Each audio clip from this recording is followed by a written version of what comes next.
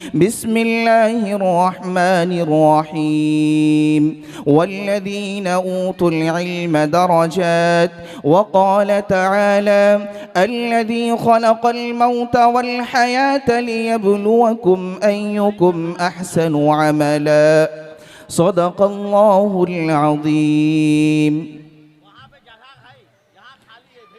गर्दिश में कहाँ उसके मुक़द्दर का सितारा, गर्दिश में कहाँ उसके मुक़द्दर का सितारा, हो जिसको मुयस्सर तेरी रहमत का सहारा। तू तन्हा है, अकेला है, तू यकता है और अहद है, गैरत तेरी करती नहीं शिरकत को गवारा। मोहतरम हज़रात, सामिईन किराम, डाइस पर बैठे हुए उलमाए किराम और हम सब के मुशफ़िक़ हज़रत मौलाना मुफ्ती नसीम अहमद साहब और अरकान कमेटी, मैं इन तमाम लोगों का शुक्रिया अदा करता हूँ जिन्होंने इतनी खूबसूरत महफ़िल सजाई। अल्लाह पाक अरकान कमेटी को इसका बेहतर सिला इनायत फरमाए। मेरे मोहतरम, वक्त बिल्कुल कम है, मैं अपनी बात को शुरू करने से पहले मैं बतलाता चलूँ, अभी हमने कुरान मजीद के दो मकामात पर से मुख्तसर आयत तिलावत की। मुझे आप तमामी हज़रात को बस मोटी सी बातें बताकर अपनी बात को ख़त्म कर देनी है। एक पहली बात, आपने देखा है ये बैनर जो लगा हुआ है, जलसा इस्लाह मुआशरा व तालीमी बेदारी कॉन्फ्रेंस। मैं इंशाअल्लाह कोशिश करूँगा ये दोनों मौजू पर थोड़ी थोड़ी बातें आपके सामने पेश करूँ। अल्लाह तबारक व तआला से दुआ कीजिए, अल्लाह तबारक व तआला सही बात कहने की हमको तौफीक अता फरमाए। मेरे मोहतरम, ये ज़िंदगी जो है ये अल्लाह की दी हुई ज़िंदगी है और ये बहुत बड़ी नेमत है। इस नेमत का जितना भी शुक्रिया अदा किया जाए वो बहुत कम है। अल्लाह तबारक व तआला कुरान मजीद में इरशाद फरमाता है, अल्लज़ी खलक़ल मौत वल हयात लियब्लुवकुम अय्युकुम अहसनु अमला। अल्लाह तबारक व तआला ये देखना चाहता है, ये परखना चाहता है कि हमने अपने बंदे को देखना है कि वो बंदा कौन सा अच्छा अमल करता है, कौन सा बेहतर अमल करता है। ये अल्लाह तबारक व तआला देखना चाहता है हमारा अमल कैसा है, हमारा किरदार कैसा है, गुफ्तार कैसा है। क्या हम आकाए नामदार, मदीना के ताजदार, अहमद मुश्तबा मोहम्मद मुस्तफ़ा सल्लल्लाहु अलैहि वसल्लम के उसवा को फॉलो करते हैं या ना करते? याद रखिए, अल्लाह ने दूसरे मकामात पर इरशाद फरमाया, खुतबे के दरमियान में हमने पढ़ा, वल्लज़ीना ऊतुल इल्म दरजात। अल्लाह तबारक व तआला इल्म वाले के दरजात को बुलंद करता है। याद रखिएगा, वो कौम हमेशा पस्ती की हालत में पड़ा रहा है, जो कौम अपने आप में फिक्रमंद न हुआ हो, अपने हालात को बदलने की कोशिश न किया हो। आप तारीख उठाकर देखें, आज अगर कोई कौम तालीम के मामले में, एजुकेशन के मामले में, इल्म के मामले में अगर पीछे है तो वो मुसलमान कौम है। क्यों? वजह क्या है? जब जांच किया गया, जांच में भी देखा गया कि सबसे ज्यादा मुसलमान कौम कोई मैट्रिक करके छोड़ रहा है, कोई इंटर करके छोड़ रहा है। आप देखो, हम तो तादाद में ज्यादा है, हमारी तादाद ज्यादा है, हम क्या कर सकते हैं? क्योंकि हमारे पास इल्म नहीं, हमने एजुकेशन पर ध्यान नहीं दिया, हमने पढ़ने पर ध्यान नहीं दिया। आज देखिए अमेरिका को, वह ताकत में हमसे ज्यादा हो चुका है, लेकिन तादाद में हमसे कम है, लेकिन हुकूमत वो कर रही है। बहुत सारी चीजों पर हुकूमत है। अगर मैं नाम गिनवाना शुरू करूं तो वक्त खत्म हो जाएगा मेरा, बस मैं निशानदेही करता चला जाता हूं। आप ये कहते हो कि हमें पढ़ने नहीं दिया जा रहा है, हमें यह नहीं करने दिया जा रहा है, हमारे ऊपर जुल्म बर्बरियत का पहाड़ तोड़ा जा रहा है, हमारे ऊपर मसाइब व आलाम का पहाड़ तोड़ा जा रहा है। आप उस दौर को याद करो। एक दौर आया था मुसलमानों के ऊपर, रूस के अंदर मुसलमान के ऊपर जुल्म जबर किया जाता था, मुसलमानों का कत्ल आम किया जा रहा था, मुसलमानों के मस्जिद को ढाया जा रहा था, मदरसे को मुनहदिम किया जा रहा था, मकातिब को खत्म किया जा रहा था। सर 1-2 साल नहीं बल्कि 70 साल तक मुसलमानों को परेशान करता गया, जुल्म करता गया। और ऐसी वैसी जुल्म नहीं, जुल्म के पहाड़ तोड़े जाते थे, उसको कहते हैं जुल्म। अगर कोई अरबी पढ़ने वाला पाया जाता था उसे कत्ल कर दिया जाता था। अरबी जबान बोलने वाला अगर पकड़ा गया या पाया जाता था उसे कत्ल कर दिया जाता था। लेकिन एक वक्त आया 70 साल के बाद वह जालिम हुकूमत का बेड़ा गर्क हुआ, उसका काया पलटा और वहां से उलमा, वहां से हुफ्फाज निकले। लोग परेशान हो गए, हैरान हो गए। आखिरकार 70 साल तक इन मुसलमानों के ऊपर जुल्म सितम का पहाड़ तोड़ा गया, जिसकी मस्जिद ढा दी गई, जिसके मदरसे को खत्म कर दिया गया। आखिर ये कैसे उलमा बने, कैसे ये हुफ्फाज बने?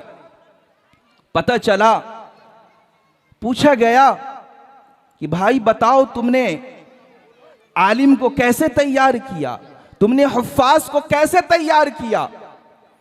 कहा कि मैं एक कब्र की नुमा शक्ल बनाता था गड्ढे खोद कर, और एक बच्चे को कफन पहनाकर और चारपाई पर लिटाकर ले जाता था और उसमें दाखिल करता था, और एक उस्ताद को रख देता था, या उलमा हो या हुफ्फाज हो, वो मेहनत करवाते थे और बच्चे बड़े शौक और लगन से पढ़ते थे।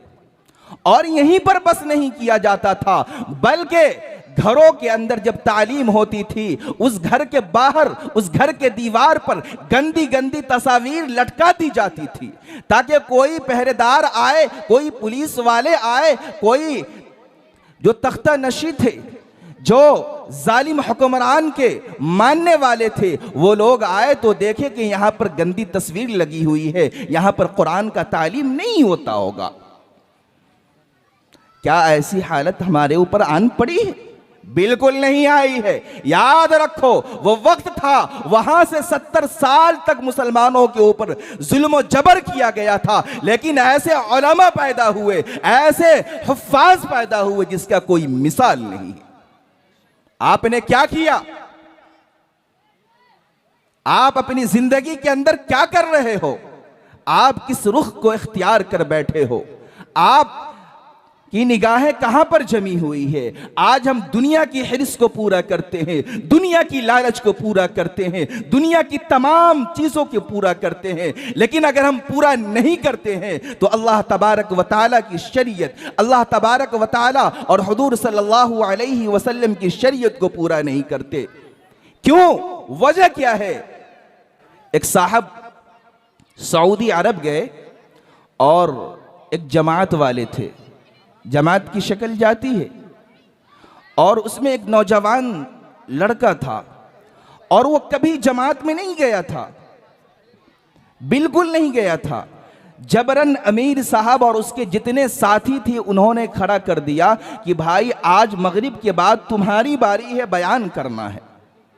कहा ठीक है। खड़े हो गए और प्रिंस, सऊदी के बड़े बड़े लोग उस महफिल में तशरीफ ले आए। अब अमीर साहब की हालत खराब हो गई कि इसे तो कुछ बोलना नहीं आता, क्या पता इसकी जबान से कौन से अल्फाज निकले जो आज हमारी खैरियत नहीं है, आज हमें निकाल दिया जाएगा। कहा, लोगों सुनो, एक बात मैं कहना चाहता हूं। ए लोगों सुनो, एक बात मैं कहना चाहता हूं। हमारे ईमान में और सहाबा के ईमान में सिर्फ एक बालिश्त की फर्क है।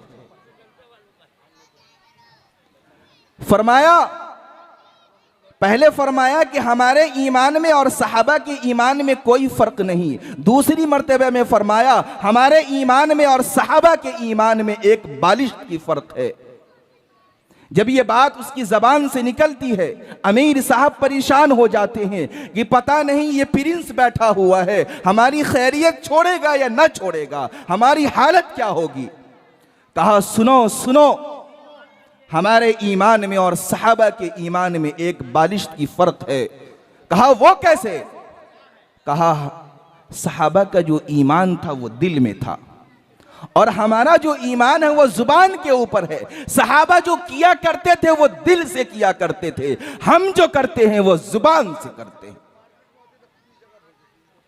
आज हम बड़ी बोल तो बोल देते हैं, बड़ी बोल बोल लेते हैं, हम दुनिया के तमाम कामों को अंजाम दे देते हैं, लेकिन हम दीन के काम को भूल जाते हैं। याद रखो, आप अपने औलाद को, आप अपने बच्चे और बच्चियों को दीन के तालीम से आरास्ता करो, दीन के तालीम को सिखाओ। कि शरीयत से पहचान नहीं करवाई वो बच्चा कल हमारे लिए मुसीबत बन जाएगा। जी आप देखते भी होंगे, बिल्कुल। तो ये जहन में बसा लीजिए आप और अपने अंदर फिक्र पैदा कीजिए। ये उलमा किस लिए है? उलमा आपको बतलाते हैं, सिखाते हैं, लेकिन हम अमल करते नहीं हैं। हम उलमा की बात को नहीं मानेंगे, हम वो करेंगे जो मुझे पसंद होगा। आप अपनी पसंद की, आप अपने च्वाइस के मुताबिक जिंदगी गुजारते हो। आप कभी हम सब के आका इनामदार, मदीना के ताजदार अहमद मुश्तबा मोहम्मद मुस्तफ़ा सल्लल्लाहु अलैहि वसल्लम की सीरत के मुताबिक ज़िंदगी गुजार कर देखो, फिर कितना मज़ा आता है। असल ज़िंदगी वो है। ये दुनिया आनी फानी चली जाएगी, एक आ रहा है, दूसरा जा रहा है, एक आ रहा है, जा रहा है, यह सिलसिला चलता रहेगा, आंख बंद होती रहेगी। क्या कब्र के अंदर अल्लाह तबारक व तआला को हमें जवाब नहीं देना है? क्या कल कब्र के अंदर अल्लाह तबारक व तआला हमसे सवाल करेगा, हम क्या जवाब देंगे? हम ये कहेंगे हाय हाय ला अदरी, हमें कुछ नहीं पता। फिर जो अंजाम होगा वो आप खुद जानो। इसलिए ज़रूरत इस बात की है कि अपने बच्चों और बच्चियों को और बिलखुसूस नौजवानों को दीन से जोड़ो, मदरसे से जोड़ो, कुरान सीखो, सिखाओ, कुरान को आम करो, कुरान के पैगाम को आम करो, रसूलुल्लाह सल्लल्लाहु अलैहि वसल्लम की सुन्नत पर अमल करने की कोशिश करो। उसी में हमारी कामयाबी है और दूसरी किसी चीज में हमारी कामयाबी नहीं है।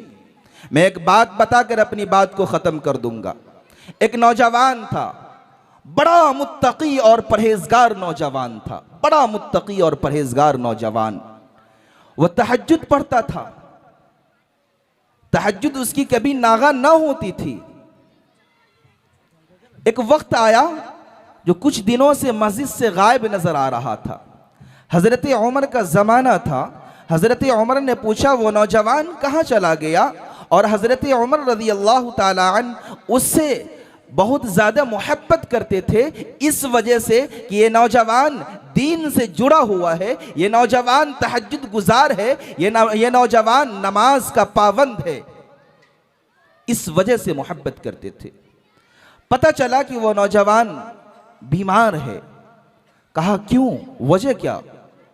बतलाया कि मैं रास्ते से जा रहा था और रास्ते में एक बदचलन औरत मिल गई।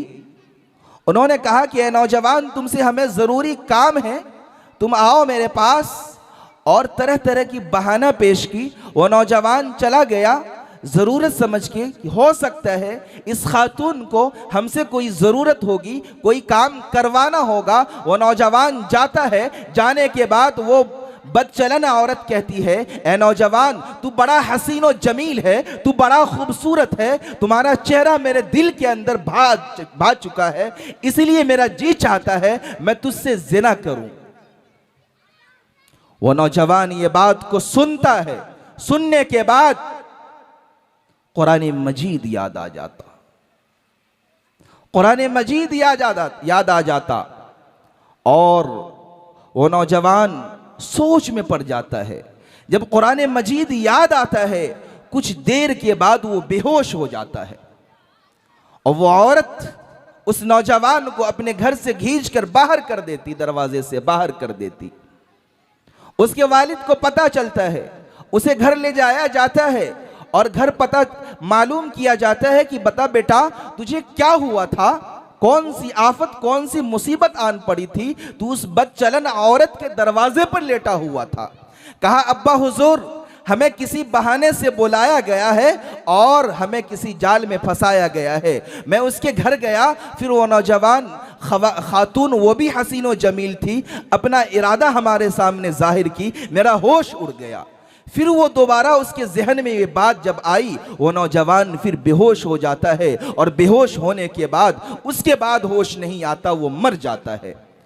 हजरत उमर रदियल्लाहु ताला अन्हु सारा वाक़या बतलाया जाता। बतलाने के बाद हजरत उमर कहते, चलो हमें उस नौजवान के कब्र पर ले चलो।